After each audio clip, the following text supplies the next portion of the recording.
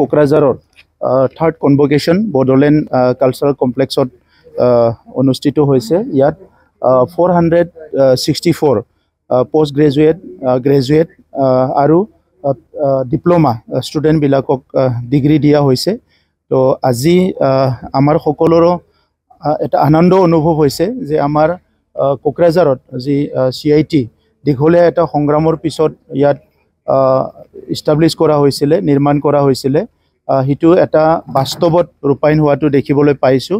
আৰু CIT কোকৰাঝাৰৰ ষ্টুডেণ্টবিলাকে ইতিমধ্যে বিভিন্ন ভাল ভাল ইনষ্টিটিউশ্যনত তেখেতসকলে প্ৰফেচাৰ হৈ আছে আৰু বিভিন্ন জবত তেখেতসকলে গৈছে। ইভেন ভাৰতৰ ভিতৰত ৰিপুটেড কিছুমান ইউনিভাৰ্চিটিছবিলাকতো তেখেতসকলে অলৰেডি চাকৰি পাইছে আৰু তেখেতসকলে বিভিন্ন ষ্টাডি ৰিচাৰ্চবিলাক কৰি আছে। গতিকে আমি সকলো প্ৰাউডফুল কৰিছোঁ।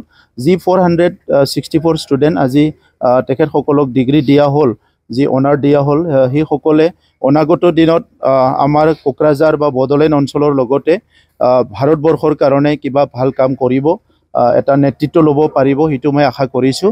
আমি শিক্ষাটো চবচে অগ্ৰাধিকাৰ দিছোঁ, কাৰণ এটা চিভিলাইজেশ্যন আমি যদি চাবলৈ যাওঁ সেইটো শিক্ষাৰ দ্বাৰাই নিৰ্মাণ হয়। আৰু বৰ্তমান যিটো চিভিলাইজেশ্যন আজি ক'বলৈ গ'লে ছায়েন্স আৰু টেকন'লজি এইটো চবচে আগত থাকি নেতৃত্ব দিছে। সেইকাৰণে চেণ্ট্ৰেল ইনষ্টিটিউট অফ টেকন'লজিটো আমাৰ কাৰণে খুব ইম্পৰ্টেণ্ট হয়। আমাৰ বড়োলেণ্ডত আমি NIT ডিমাণ্ড কৰিছোঁ, আমি চেণ্ট্ৰেল ইউনিভাৰ্চিটি ডিমাণ্ড কৰিছোঁ। সেইসকল ইনষ্টিটিউট নিৰ্মাণ হোৱালৈকে CIT কোকৰাঝাৰে বিভিন্ন বিষয়ত লিড লৈ আছে। আৰু ইতিমধ্যে আমাৰ আলোচনা হৈছে যে ইয়াত নতুন নতুন ছাবজেক্ট বা নতুন নতুন পাঠ্যক্ৰম ইয়াত আৰম্ভ কৰাৰ কাৰণে আলোচনা হৈছে।